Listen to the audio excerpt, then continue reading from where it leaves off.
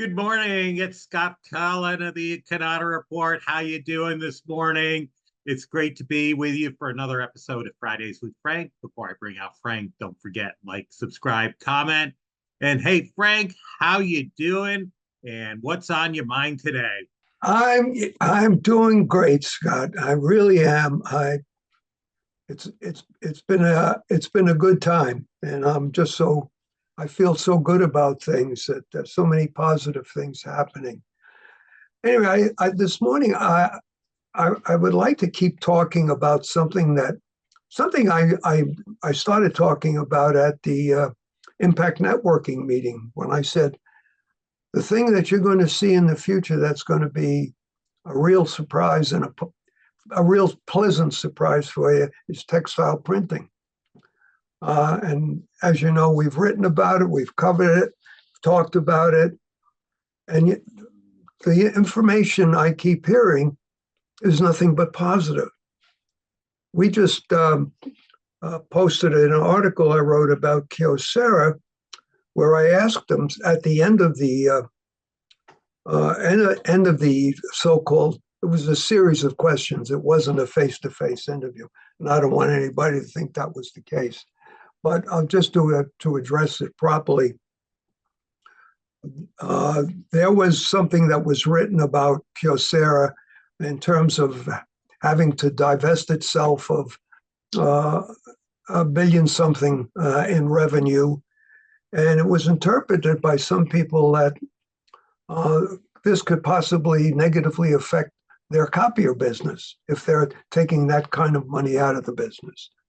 Well, nothing could be further from the truth, because we're already aware that Kyocera was spending a lot of money to develop textile printers. You don't invest in new products for the print area if you're going to diminish the copier printer piece. That doesn't make any sense. So we tried to address that, and I love the way Oscar Sanchez handled it. I asked Oscar, let me ask you a couple of questions, or nothing, just to get some depth to what this all means. And he was very honest. He said, Frank, the questions you're asking are enough for me to answer. He said, let me see what we can do. So sure enough, they went to Norihiko Ina, who's his boss, who's head of that business for Kyocera. And he said, and he was very kind to me. He said, if Frank is asking the questions, I will answer. And he did. I would urge you to read it because this, to me, makes so much sense. Not because he's explaining where they are making the investments and where they want to stop making the investments, if you will, because it's not profitable. And it makes all the sense in the world. But the thing that's got me excited is like all of us, I've been looking, what's going to be the next thing to stimulate this business? I'm so tired of writing about maturity and let's diversify so we can make money doing something else. I want to talk about something going on in print that should be generational and follow the next advance in the industry. And to Kyocera's credit, they're not just desiring to come up with a line of textile printers. They want to do a series of products that virtually use no water, which is unheard of. The capability that gives that printer is they could print on the most delicate of fabrics. Now, companies have been disappointed, in all fairness, that have tried textile printing. And an example of that was HP. Now, when Carol, CJ, and I went to Barcelona in 2018 to go to the ITMA show, it's an international show dealing with textile printing. We saw HP there, and I didn't know they were in textile printing.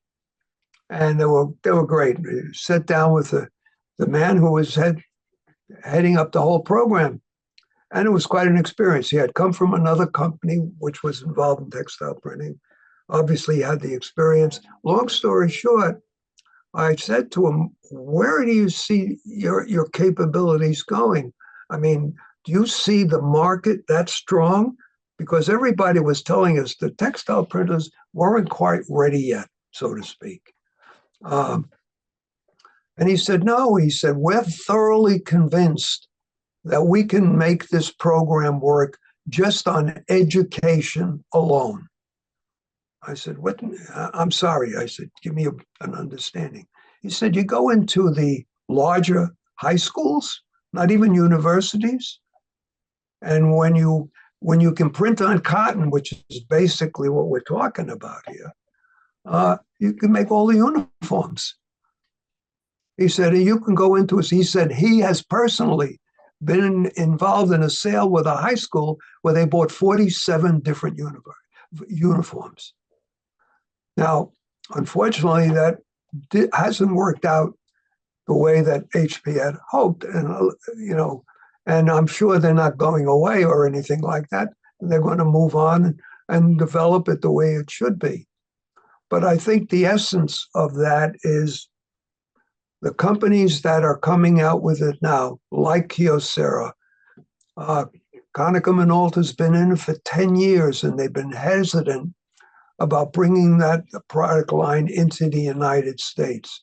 And I asked them at Printing United, what's the hesitation? Well, they didn't want to say specifically. They just said that we're looking to have the right product, so that it has a much broader application than the textile printers they have now.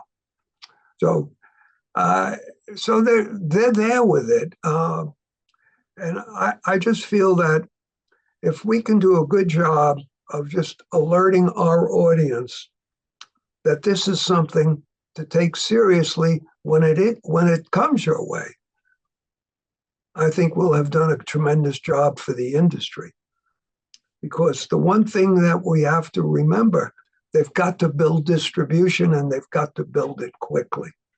And there's no better distribution channel in this country for selling print than the people we know and the people we write for. So that's kind of my story for today, Scott.